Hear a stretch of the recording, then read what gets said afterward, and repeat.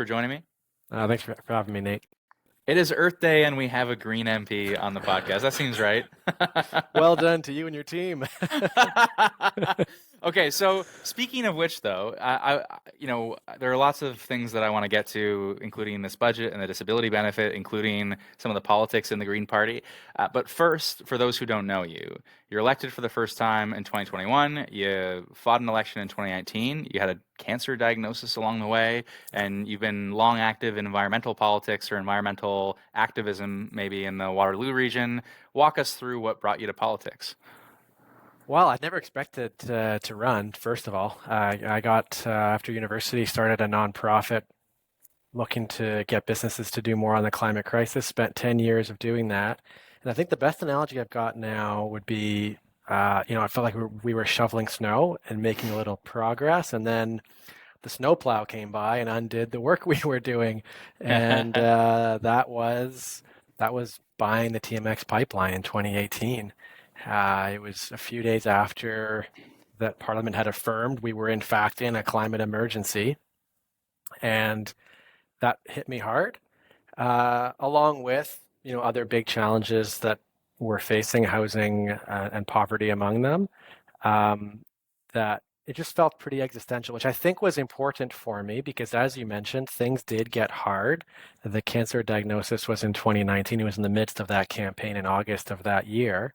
And like no BS, it's the reason why I pushed through, is it felt to me so deeply existential. I had this sense of, what's the point of anything if we're not going to have a safe, livable future for our kids?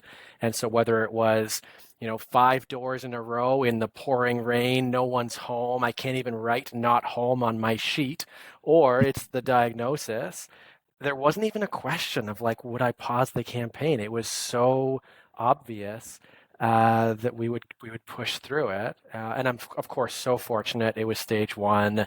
The surgery was a week after the campaign in late October of 2019. But I never saw myself in, like, I never expected to run. It was never part of my life plan or anything like that. And now I feel so kind of wired for it. And I think it's a privilege if any of us get to do the thing that we feel most lit up by and, wired to do. Yeah, I will miss it a great deal. I am convinced, and I've encouraged others to think the same way, that this is the way to make the biggest difference. Well, and of course, there are a lot of other ways to push. We need strong activism outside of Parliament as well. But certainly, if I look at what you've done over the years, and if I think about my day to day and the diversity of influence when it comes to whether it's helping somebody with a permanent residency application or to reunite with a spouse through our constituency office, or if it's fighting to end poverty for folks with disabilities, I'm not sure there's anything else I could be doing with my time that's going to have a larger impact than this, which helps me push through the days where it just feels like partisan noise, and realize that my job is to kind of find my way through everything I kind of hate about it, because I know that there's so much good in it too. Yeah, and find the opportunities in it to push the boulder up the hill because and let's pick up on the disability benefit because there have been Uh, certain moments in time, and in some cases you and I have come together on it, where one, it was to get the government to act on poverty reduction. This is before your time, but earlier on, I was focused on the Canada Workers Benefit, and we delivered, I would say, not a sizable sum, but it has grown over the years into a more sizable sum. Still nowhere close to what the Canada Child Benefit is, or GIS for seniors, or OAS, but still it's increased incrementally over the years. Uh, the disability benefit remained a missing piece. The government promises it in the course of a throne speech and a platform. And then we have this promise of legislation, but then the legislation stalls. And you find a moment in time, myself and others within the Liberal caucus, but you publicly, and I was at a press conference with you to say, let's let's expedite this process. And that was one moment in time. And then another moment in time, and feel free to comment how you like. But the next moment in time is, okay, great, we've got legislation, but it's nothing without dollars and cents in a budget. So now here's a moment in time to push forward. Uh, what has it looked like from your perspective? This slog, it probably feels like in some Yeah. ways, but you're engaging with the disability community or disability communities in some ways on the outside, and internally you're fighting the fight with the minister, and then publicly you're at press conference and otherwise calling for action. Well, I think first of all, going back to soon after I was elected, we had that petition going from the disability community, Yes, right. and that's when you jumped in not only to join for that press conference, but to mobilize others within your party. For me, that was a really critical moment. That was back early 2022, and we Yep. had I think it was 70 some odd MPs from the Liberal, Conservative, Bloc, and Green parties. The NDP believed in the same words but wanted to have their own letter, so they had their own. What it mattered, though, in terms of the pressure, is we were able to make clear that parliamentarians on all sides wanted to see this thing move ahead. And we did that in February 2022. The Senate had their version of it, and it meant that the bill came forward in June.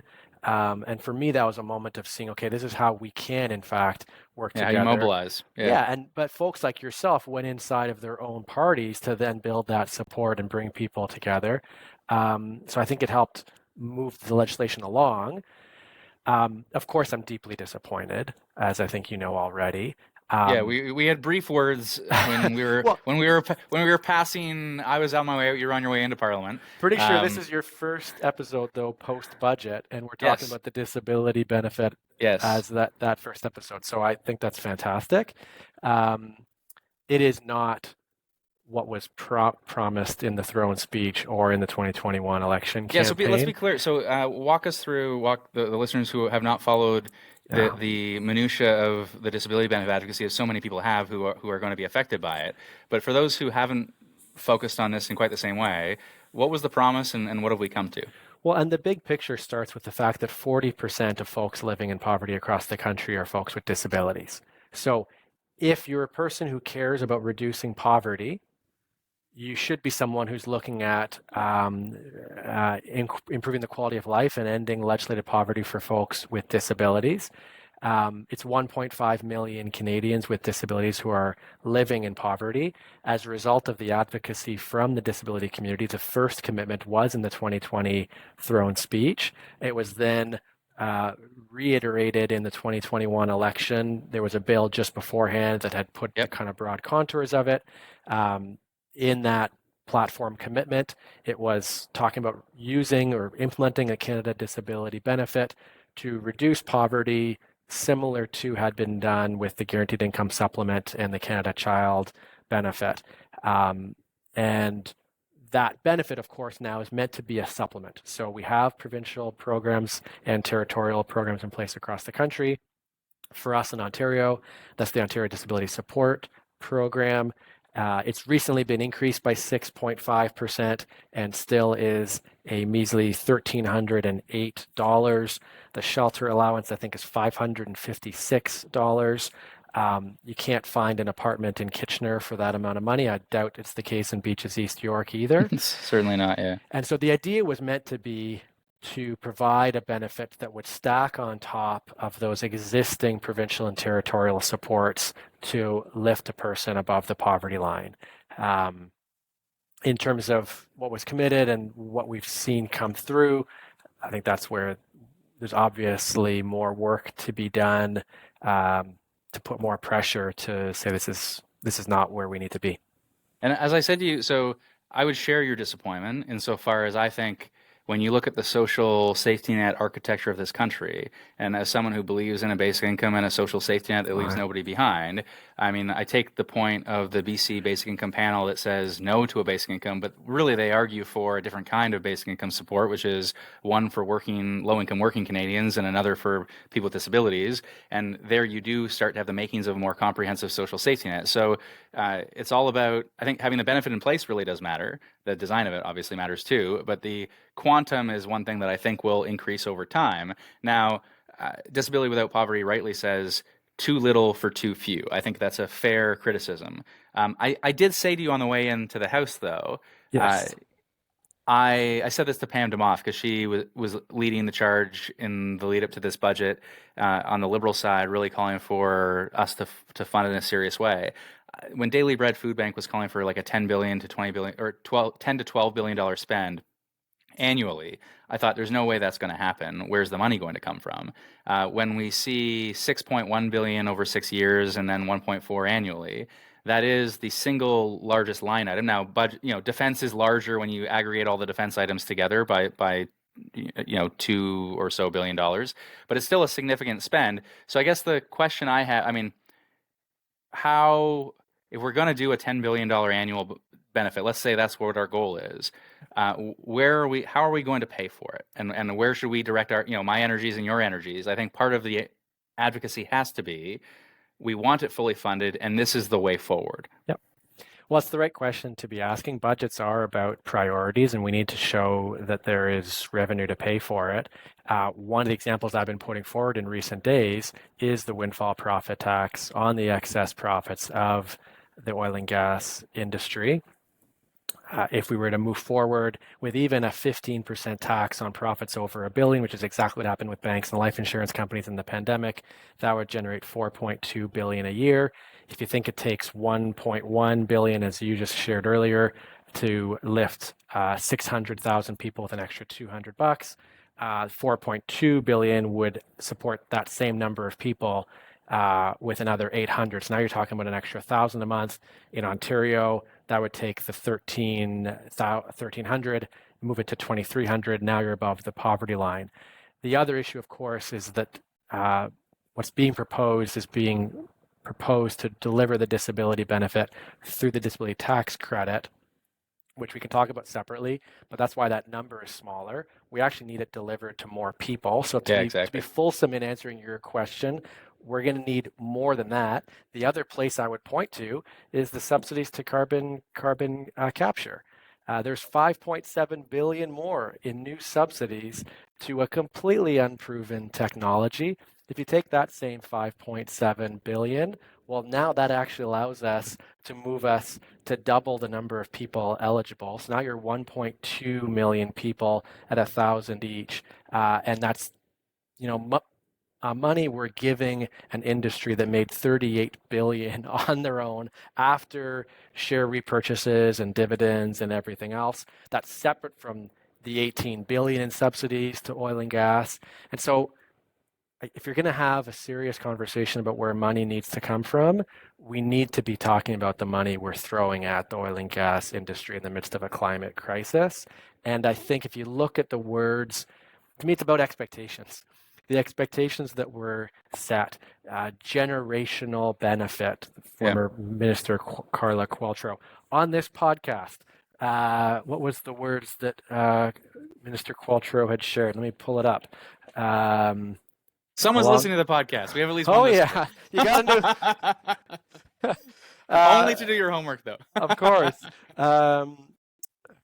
Shoot, I can't find it now. Here it is. The sleeper legacy piece, if we do it right. And I think that it could have been a legacy. And for all the talk, should have been. In a way, when you think of, you say budgets rightly are about priorities. And no one was going to dismantle this. I can imagine Pierre Poilievre gets elected in the next election if he does, and he's going to cut dental care. I have no doubt that $4.4 billion a year is going to disappear. I have no doubt he's going to cancel the nascent pharmacare, $1.5 billion over 5 years. And so right there, he's got $5 billion a year to swipe off the table. I can't imagine he's going to cut the disability benefit. He already kind of looks like a ghoul sometimes when he talks about cutting this and cutting that. I can't imagine he's going to want to look like a ghoul and cut a benefit for disabilities. And this would have been a benefit. We would wake up 20, 30 years from now and say, we did that, and it stood the test of time, like guaranteed income supplement, like the Canada Child Benefit. And I think instead we're in a place, and I said this when I was commenting in the wake of the budget, we're now in a place where I think ahead.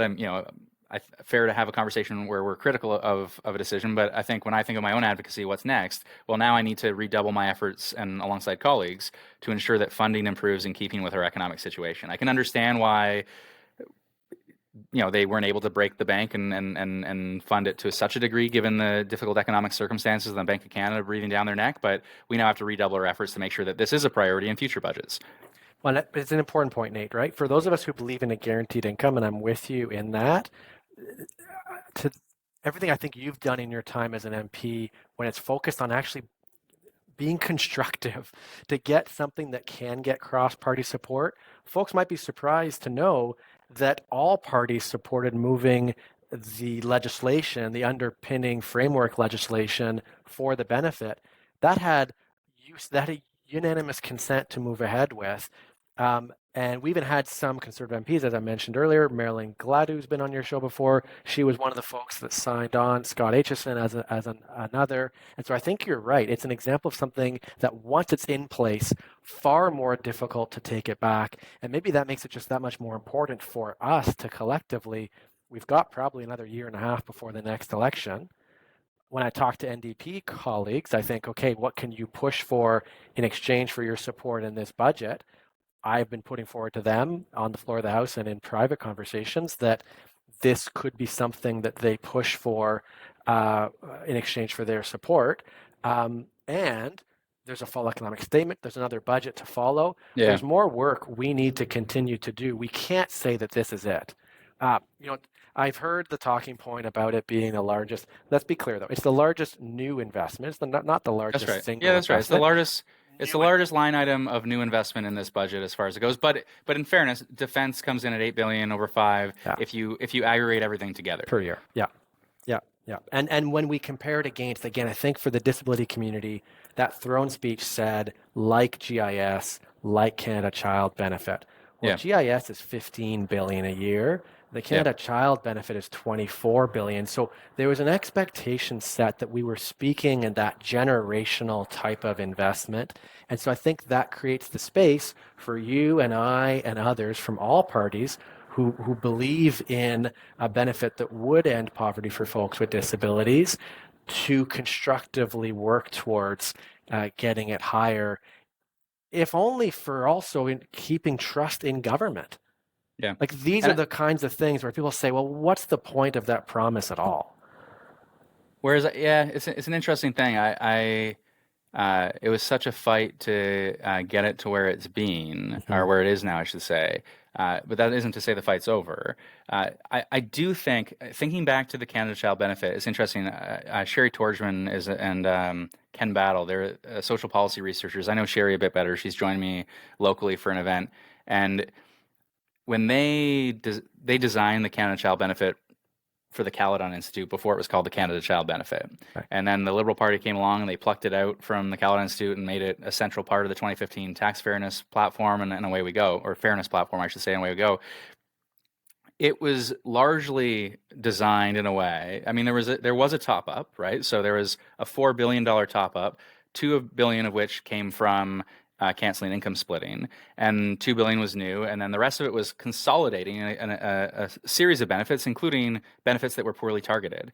And so I do think when we think about the next phase of advocacy, and we want to put more meat on the bone, and change the distribution. It can't be through the DTC, but two, and so you're looking at a wider pool of recipients. But two, when you're looking at increasing the overall quantum of the benefit as an expenditure on behalf of the government, I think we do have to be pretty laser focused on saying, and here are ways, here are other this is where we can, some new money maybe, but here's other ways we can better spend money targeted toward people with disabilities. Economist Chris Reagan criticized the budget, but then he said, no, the disability benefit is something that was worth to support. It's like, okay, great, well, let's all lean into that then. But that's actually the core issue, I think, Nate, is my concern is the way it's designed is actually for non-disabled people to think that the government is doing more than they are.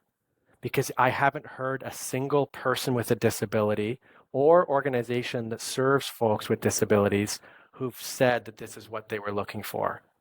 No, well, on the DTC side, 100%, the design is lackluster and missing, and the exact opposite of what they asked for, actually. Well, and it's actually in contravention of an amendment I got passed.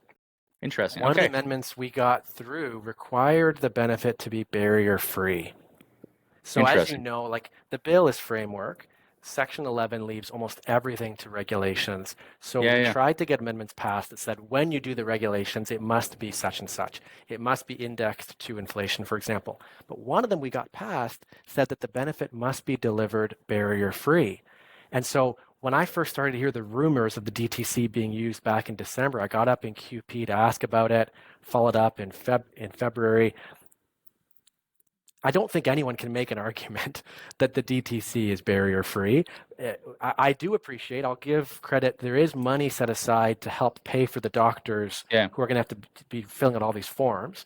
But in my view, that's actually in contravention of the act. And Well, I and believe the Minister. right way to do it, just because you're talking about Yeah, forms, I mean, with the right agreements with the provinces and territories, there's already a disability welfare system in place, yeah. and we should be piggybacking on that and ensuring that this is a supplement on top of that, which is really how it was envisioned.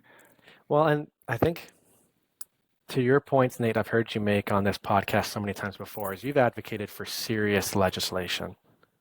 In my view, what they've put forward is just unserious. And we know examples. So, using childcare as an example, I think the government was serious about childcare. So, they put a serious amount of money forward to begin with. They then negotiated and they locked it in with C-35 as legislation on the tail end. Yeah. And so, to me, if you're serious about it, that's the right approach to have taken. Whereas here, we're kind of seeing it happen reverse. You see framework legislation being put forward first.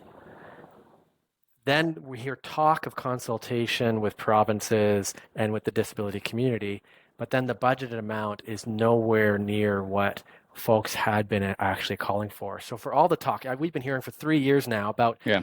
well, don't rush it. We got to do it right. We got to consult.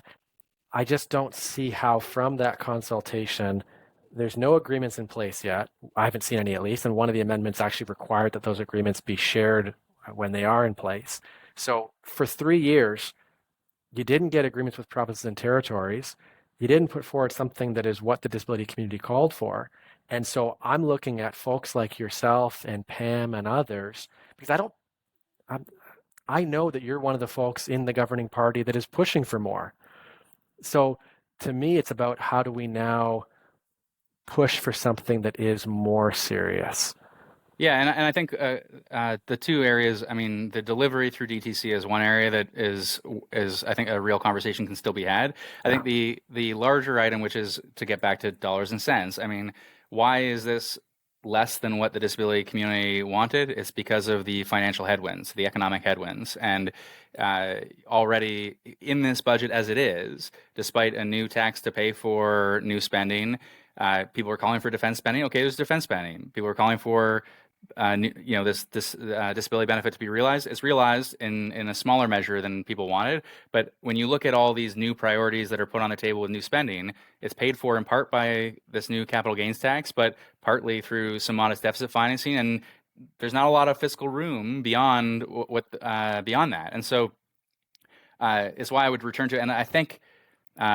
We can let's talk excess tax, Yeah, province tax a for little sure. bit more because I don't think that is the right answer for a benefit like this. I think the way you had proposed it in your motion, where you tie a short-term tax, an excess profits tax is not to be a forever tax. It's to say there are windfall gains in a particular moment in time, and we're going to tackle that.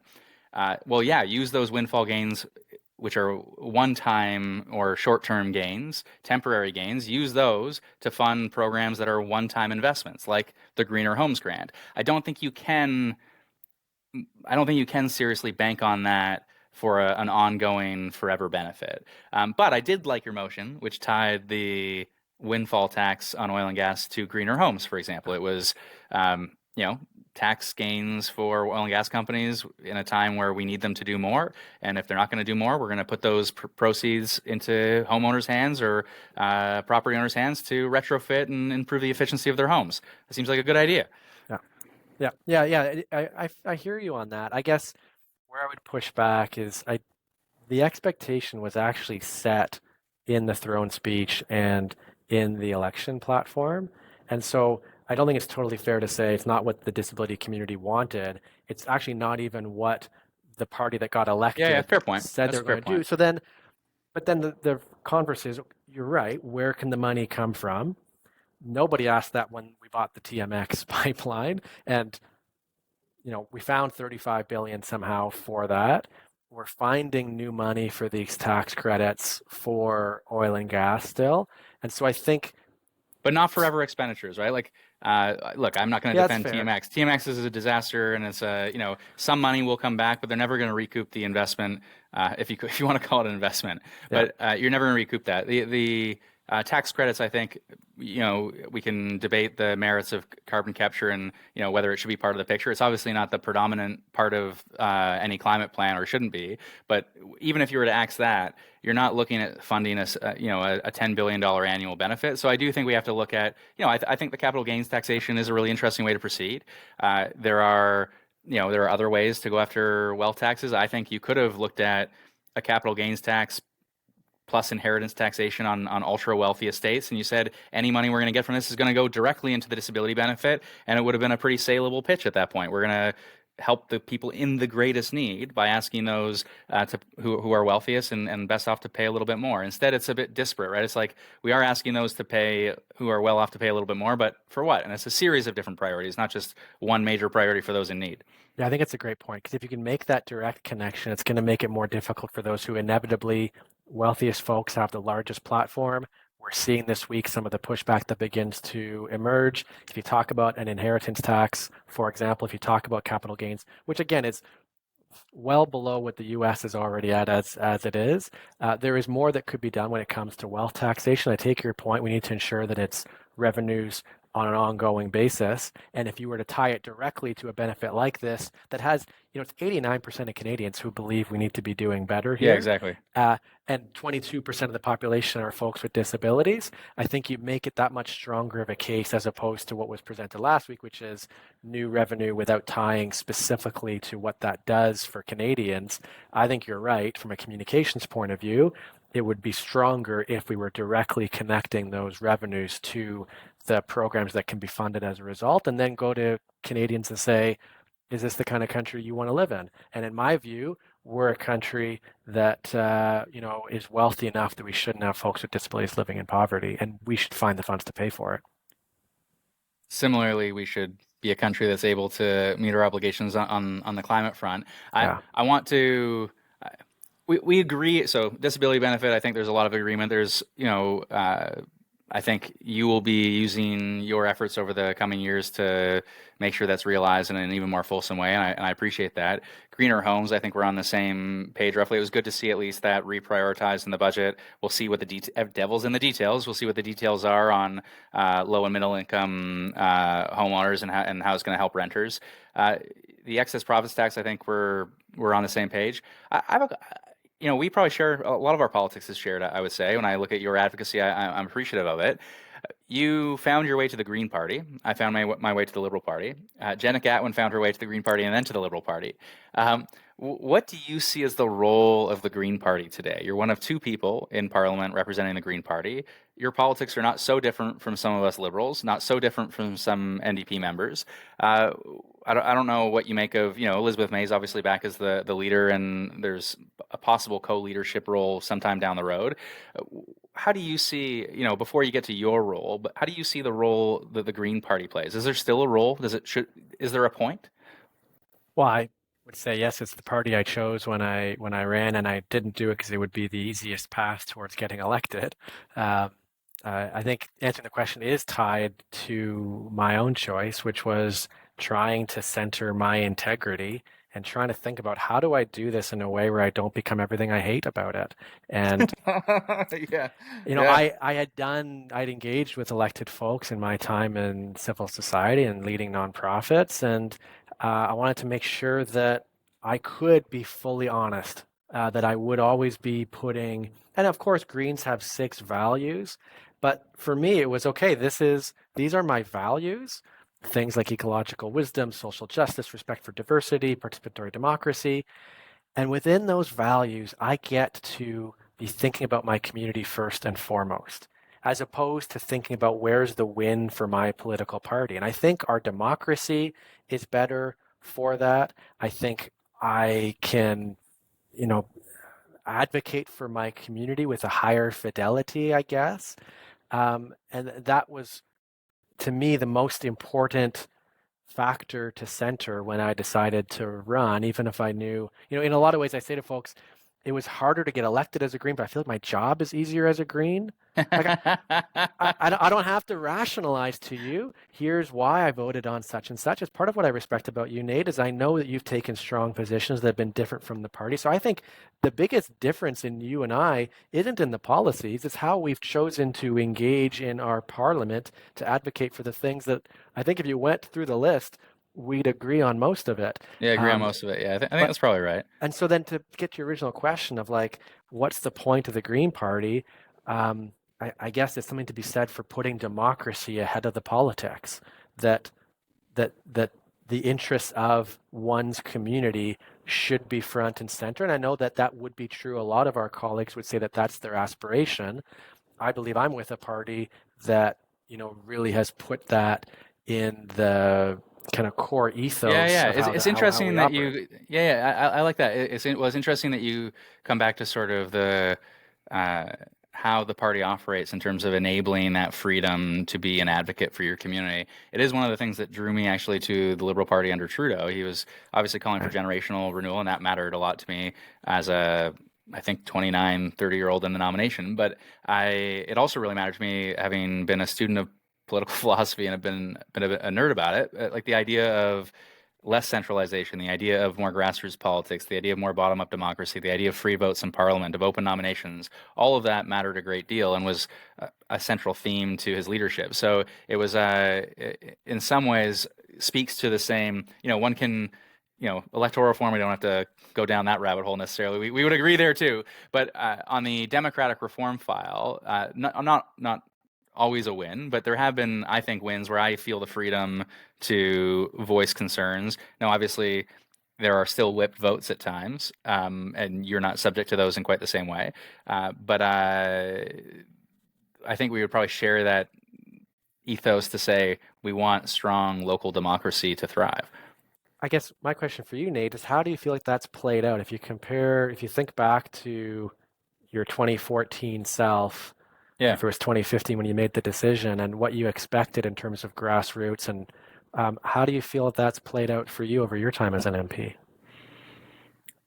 Honestly, the greatest challenge at times has been navigating colleagues, not necessarily navigating the government, because you do feel when you speak out, you are there's an expectation that your colleagues then of similar ridings or geographic proximity, there's pressure on them where constituents will say, "Why aren't you doing this? Look at what your colleagues doing over there," and that can wear at you over time. As someone, it's I don't like to think of it always like a team sport, but there are you're in caucus every week together. There are relationships, there are personal relationships, so that can be difficult.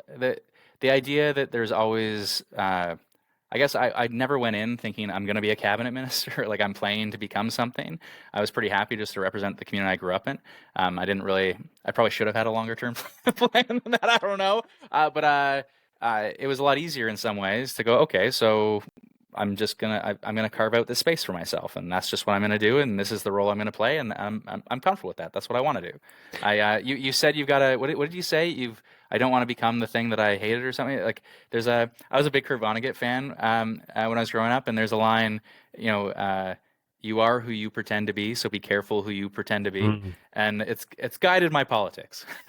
Do you feel, Nate, that someone who's taken the approach you've taken could be in cabinet, or do you feel like that's been part? uh, Like, is that? Like, I've seen a few votes go down in our time where I think, okay, that person just voted against the party, and now they're no longer chairing a committee, or they're no longer in a parliamentary secretary role. Yeah, I mean, But you've been on the I've inside, never so had those roles. right. No, no, I would say so. I will say I did confront early on. I confronted some challenges where there was an instance at the Public Safety Committee, for example, where I was very vocal. I was right in the end. I'm not always right, but I was right in the end on this that the National Security Committee of Parliamentarians should have greater access to information, and I had an amendment to do just that. And we had a big blow up, and things went sideways because Tony Clement can't read and everything else. But uh, all that's to say that I had this moment where what are you doing on this committee? And I said, what am I doing on this committee? I've got this constitutional law background by studying at least. And if you don't want a civil liberties focus, then don't have me on this committee. And then I wasn't on the committee. And so there have been some of those more combative moments, but for the most part, I have tried to navigate myself in such a way that I say what I think. I do it in a respectful way. I could have burned down the house on electoral reform. It was, the only time that I truly didn't feel like there was a home in that moment for me. But I didn't. And when I did public interviews, I said, the prime minister's opinion is this on a referendum. Here's why I disagree. But I didn't make it personal. I didn't go to war in any way, on a personal front at least. And so I do think there's a way of navigating it. It's not always easy, but navigating in such a way that you still maintain influence in caucus and outside of caucus. Because I think what you do, and I think successfully, and what I try to do, sometimes successfully, you talked about, what would you say, diversity of influence? I really like the way you put it. That you've got influence on case files for sure. You've Yeah. got influence. I've got influence on the government in different ways, Yeah. relationships with ministers or relationships in the prime minister's office or building coalitions as we did with the Canada Disability Benefit. But then you've also got to think sometimes on some issues, you've got to change how people think about things outside of Parliament before parliamentarians are going to act on it at all. And how do you go about making news to start to help to shape people's minds? And decriminalization and drug policy is, I've thought a lot about that. So yeah, I mean, you occupy that space, I think, successfully as a Green Party MP, where you're unconstrained by caucus colleagues in the same way, and you can say, I'm gonna be vocal in the media and shape public opinion that way. Well, yeah, thanks for that. I feel like I'm still learning. One of my stories early on, the leader of the party stepped down days after the election, and so while I was in orientation on the Hill, I had my first media call saying, "Are you going to think about running for leader?" And I'm like, to use your team analogy, I'm still trying to figure out where the bathroom is. I'm a rookie, and you're asking me to be captain of the team. This doesn't make any sense. So I'm 3 years Would have in made now. more sense than Anime Paul, but yes. Well, and we needed to have the party needed to have that process for leadership renewal, and I'm really grateful that Elizabeth, she has the depth of experience to be able to speak on legislation when it comes to the Impact Assessment Act and Highway 413, for example. She lived through all that, and so she's been a real great resource to me in this advocacy. And I'm 3 years in. I feel like I'm still learning how to best, you're still building movements the same way I used to when I was in nonprofit life before this. If you're doing it well, you're working alongside grassroots folks and the larger national organizations to build support for the changes you're looking to see. Can I And ask about that? yeah, Because you don't have the same challenges maybe I might have in navigating a big tent party and a caucus of 150 plus people. But you are a big tent party in a different way. You've got a very diverse membership. People come to the Green Party for different reasons. Some come for climate-related reasons. Some come because they're opposed to GMOs. Some come because of commitment to democratic values and pacifism potentially. There are lots of different reasons someone might join the Green Party. And you mentioned the stepping down of Anime Paul, but that rift was over Israel Palestine, and I don't know if Noah Zatzman's still a Green Party member, but he's not. yeah, I didn't think so. But you do have, like, even in the pandemic, right? The wellness movement collided with the convoy movement in some ways. And so how have you had any challenges in navigating the big tent of membership, if not caucus? I guess I see it as my job to be the best possible MP. And even if you're someone who cares about the Green Party first and foremost, and personally, I really do believe that my job is to be the best voice for Kitchener. But to me, if you're the best possible MP, other folks will say, I want some of that. Yeah. And it's kind of what we saw just happen. And we had a by-election, as you know, in Kitchener Centre. And Yeah, you guys dominated. yeah, my good friend Ashlyn Clancy was elected with 48% of the vote. And that was as a result of her ability to connect with folks at doors. And I hope some of it might have been that folks in our community said, hey, we've had a bit of what it's like to have a Green MP. I'd like to see more of that. And truthfully, in terms of my getting elected, Mike Schreiner getting elected in Guelph in 2018, Yeah, it mattered. Yeah. folks here respect how Mike, not just what he's done, but how he's gone about it.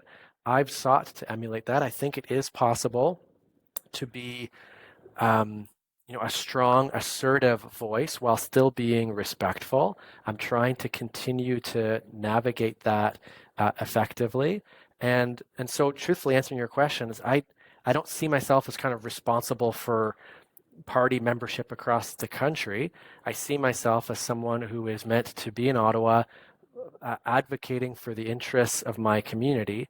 And if I do that well, you're going to see more Greens elected, because you'll see more communities looking at that and thinking, well, Yeah. But maybe that is only appealing. locally, right? It's interesting because I think you are bang on when you talk about the local races. I think there's no doubt that Schreiner's the respect he has on the ground bled over to your race, Oh, for and sure. that the respect you have on the ground bled over to the recent provincial win. And you'll have a lot of fun having the federal provincial counterparts working together in tight knit way. But I don't know that it bleeds over in the same way to Parry Sound Muskoka unless you have a more prominent regional or national presence as a Green Party. So I don't know. Well, I would put to you that if you look at the kind of person that Mike Schreiner is, I Yeah. did some door knocking in Parry Sound, Oh no, Muskoka. well, I say that because that was a close one. Well, very much, right? That was in the last provincial election, the second strongest riding for Greens provincially. And again, it was a combination that Matt, who has run there, he's run there 5 times. You Holy, can't find someone who is like more obviously showing their commitment to serving their community. their Uh, stubbornness. well, a bit of both. Again, if it I is love it. No, no, existential for nothing you, if not right? persistent. That's the job. But you combine that with a leader who time and again shows that they're in it for the right reasons. They're in it for people. They're in it for a better democracy. I look at someone like Elizabeth and I see similar qualities there. So do I have, the plan for you of how Greens are going to grow from 2 to 20? I'm not saying I do, but in the role I'm in right now as a member of the caucus and a junior one at that, and someone who and I'm going to have to continue to work hard to be reelected. This is, uh, I think a lot of folks in my community have taken a risk to vote Green for the first time and placing their trust in me. I need to continue to earn that trust. And my hope is by being the best possible MP when it relates to advocating on poverty or on housing or we got to get two-way all day go built and we need a timeline on that. Um, that I might have the chance to continue to do this work, and that if I do, I'll be able to demonstrate that we can, for all the talk about doing politics differently, that you can do this with nuance, you can do it respectfully, and if you work hard enough, you get a chance to keep doing it. And I truly look at you, Nate, as someone who's shown that you're going out on your own terms. If we all can be so lucky as to choose when we no longer serve in this capacity, I hope that if you look at Elizabeth's track record and the 3 years of mine, that would be the strongest proof point for why we need to see more Greens elected across the country. And do you ever conversations with Jenica and conversations with like I'm sure I spoke to her a number of times throughout that process. It was a difficult time for her for sure.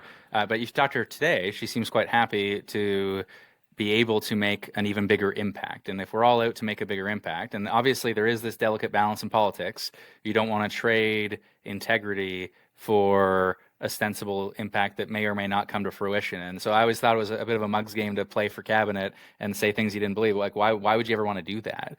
And so Jenica seems, though, she's, parliamentary secretary to Indigenous Services. It's a file she cares deeply about. She seems to be making a personal impact that matters a lot to her. Do you see that at all and say maybe there's something to that? Well, I think it's about, again, as I shared earlier, between you and I, where our differences lie, maybe less in policy and more in how we believe what our priorities are and how we want to have the biggest difference. Yeah, yeah. And I think everyone's in got a role Jenica, to play in some ways, and how are you going well, to play it to make the biggest difference? I was listening to Stephen Kiboa on Commons recently also, and I heard him say for him it was about implementation. Yeah. that he'd been an advocate for long enough, and his priority was getting to implement. Well, I saw him the day that Baie was approved. I can appreciate how difficult of a day that must have been for him. And he gets to be in a role right now in cabinet where he is implementing. I have chosen a different path. In fact, he and I both ran for the first time in 2019. We just chose different parties to run with. Yeah. I Yeah. think what's different about Jenica's case is that she had such, like, to think of what she went through at a time when her own leader's office was saying things that were quite Yeah. Fair point. It might not have problematic. happened before all of that. But I respect her. Like, Yeah. Yeah. to me, she's the kind of person that I can be alongside in advocating for a windfall profit tax, and I can be doing it from my vantage point, and I know she's doing it inside a caucus from hers. And if she is feeling well, healthy, and effective in that role, I respect her. It's not the choice I'm making, Yeah. but not to say we can't work together.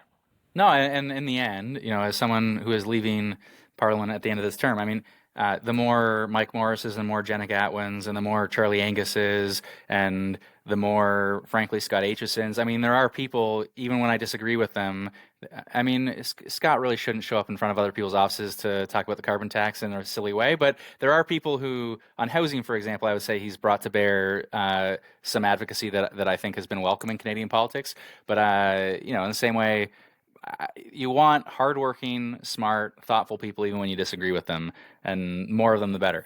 But here's the question for you, Nate, is that I look at someone like you and Charlie Angus as another, both of whom are leaving. Jody Wilson-Raybould would be another example. These are people of integrity who have made choices that they can have a larger impact outside of our parliament than in it. And so No, I'm not some, making that. I'm not making oh, that so, choice. so I want to hear that from you, because I think in No, no, some I'm not making that cases, some choice. No, no, folks this would is the best say, job I've ever had. I've made a huge difference in different ways, and I haven't won every battle, but I've won a lot of them along the way. And even when I've lost, sometimes you lose the battle, but you win the war. But no, I got a 7-year-old and a 4-year-old, and if this job were in Toronto, if it were easier to manage the relentlessness that I want to bring to politics with the desire to be a good dad and a good husband, I'd be able to do it differently. My wife's doing her PhD. She's got multiple jobs on the side. She's as busy as anything. I need to be more present, I think, if especially over the next number of years. And I wouldn't say I'm not coming back to it. Some people ask if it's the next provincial election. It won't be. But if there's an opportunity, timing, timing chooses you. You don't always get to choose your timing. And so if there's a moment in time it makes sense to come back, and the timing works on the family side, then I will. I think the larger question, so appreciate you sharing. I think it is about how do we make sure that people with integrity see themselves in this in a way where they Yeah. could maintain that integrity. Yeah. And then along with it is how do you make sure that people with integrity can do it in a way where they hold on to that. If Yeah. I think about like what I want to walk away from this with, I want to make sure, as I'm sure you've heard from other folks, you walk away with it feeling like you stayed true to yourself. Yeah. And I guess it's in our parliament's best interest or our democracy's best interest uh, to have it set up in a way where people like yourself choose to stay for as long as possible.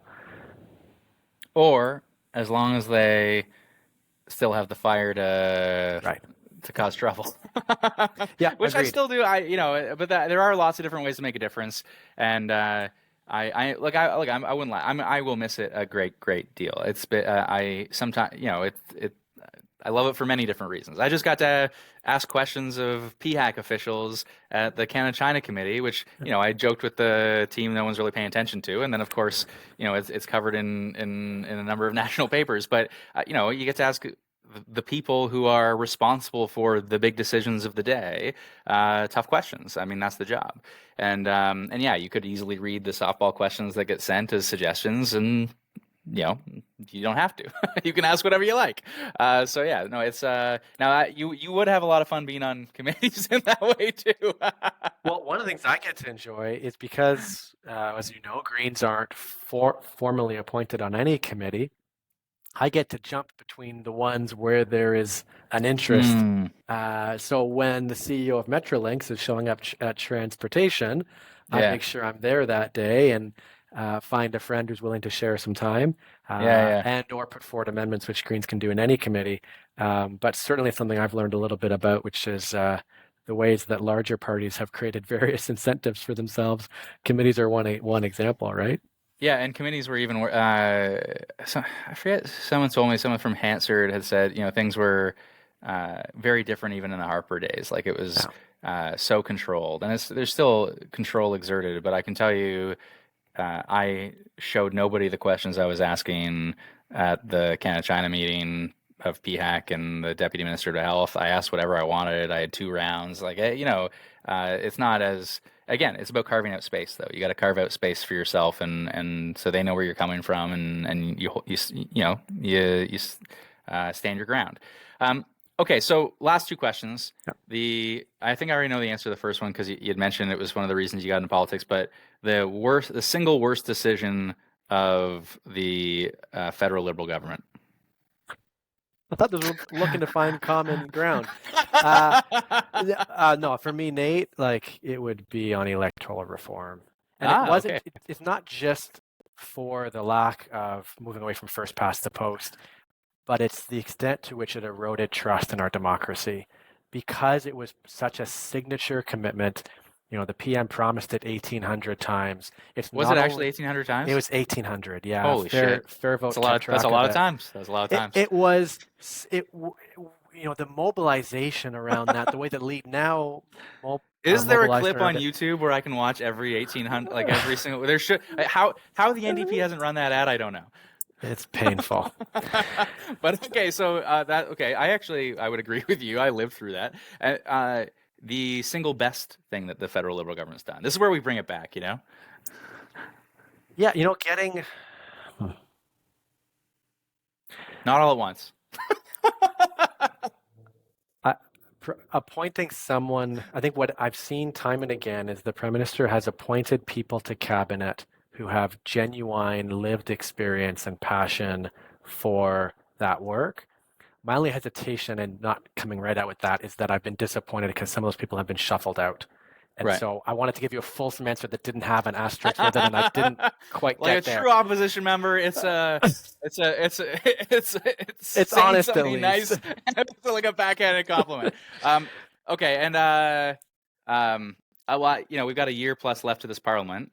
You are running again, and other than the disability benefit, which there will be another round of advocacy into the next budget or the Fez. But to close this out, what are you working on next? We've on climate. We can't lose sight of, as Stephen Guilbeault said on the podcast a few weeks back, the clean electricity regulations need to be strengthened significantly. We can't have new natural gas put back on the grid.